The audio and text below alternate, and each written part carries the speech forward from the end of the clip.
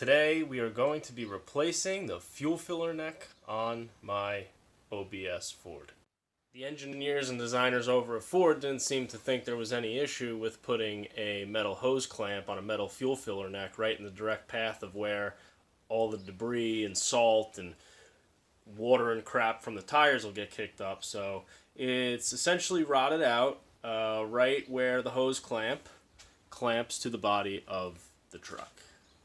You can't really tell right now, but right where that hose clamp is around the fuel filler neck, when there's a full tank of gas, the fuel just starts seeping out of the filler neck right there. And I noticed it because for a while I was getting a smell of raw fuel, and I kept looking. There was no puddles on the ground or anything, but then eventually I realized that my driveway is pretty steep, that anytime I had a fairly full tank, that fuel filler neck was wet. So what we're going to do today is replace it.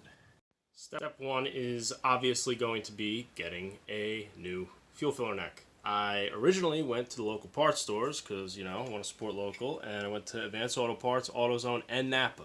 Advanced Auto Parts and AutoZone wanted $180 for this metal tube with a mounting flange on it with a rubber hose in it. Now, I wasn't expecting that. I figured it'd be like $60, $80, something around there. And then I went to Napa. They wanted $120. I was not willing to pay that either. So I went online, went on eBay, found this from 1A Auto. I will put a link to it in the description. This is the rear of the axle aft fuel tank filler neck for all of these old body style Fords. And mine is a gasser. So when you look at this part number or utilize the link below, just know it's going to be for a gasser. And not only did 1A Auto have it and get it to me quickly, but it was $59.95 shipped to the door. It's nice. It's painted, unlike the old one, which was raw metal, which is probably part of the reason why this happened. I'm going to try and get a piece of rubber between this and the hose clamp, just in case, to try and make it last a little bit longer. Maybe like a cut piece of hose or something of the sorts. But $59.95. That's 50% of the price that you can find it anywhere local. Thank you, 1A Auto. Step one. There are 3 screws right here inside the gas door. Loosen those. Next, there are 2 hose clamps. One that holds this whole thing to the bed, which is where the problem is to begin with, and this one that holds the hose going to the tank around the actual filler neck. I would advise removing this one first, now that your screws are out, and then removing this, and then the whole assembly should just drop out. If you're in this situation that I'm in, these are probably pretty rusted, so I would also advise hitting them with some PB Blaster.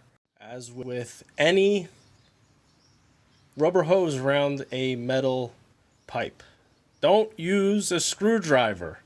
You will possibly ruin your hose. And now this one goes into the fuel tank. I'd have to drop the spare tire, and then I'd have to go and drop the fuel tank, replace this, and I don't want to do that. So use your pick. Use a pick. If you don't have one, get one. And work it around here. Don't put the pick through the rubber. Keep it parallel with the metal tube, and just free this up. Once you've hit that with the pick, just give it a tug now that everything's loose, and that's it. It should be out. Because I don't want this to happen again, what I'm going to do, and hopefully this works, is I cut a piece of heater hose out that's wide enough for a hose clamp to go around, and instead of putting the hose clamp on the metal tube, I'm going to put the hose clamp around this rubber hose that I cut, and probably put like waterproof grease between the metal tube and the hose. So now when you go to reinstall, slip the tube into the hose, but don't tighten the hose clamp yet. And I'm doing with the rubber, what I would do is I would just get the rubber in between the hose clamp and get everything into position, but not tighten that yet either. Then come over to your filler neck, pull this up into place, get your screws in. Those bolts in, then go underneath and tighten down your hose clamps. Just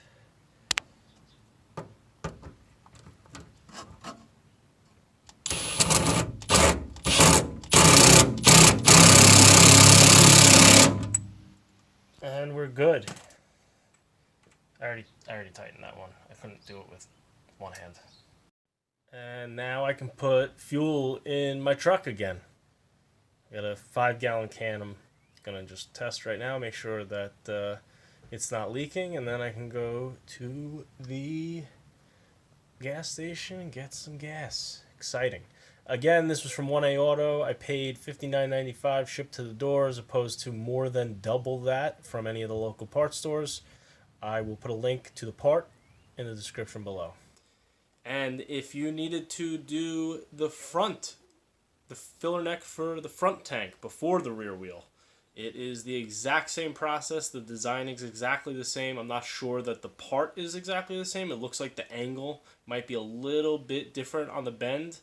But other than that, you could follow this guide as well for that. Upcoming on the channel, we'll be doing some timing and some maintenance on this wonderful piece of machinery after I clear out all this crap because I moved and there's things in here that don't belong in here, but that's a whole other story.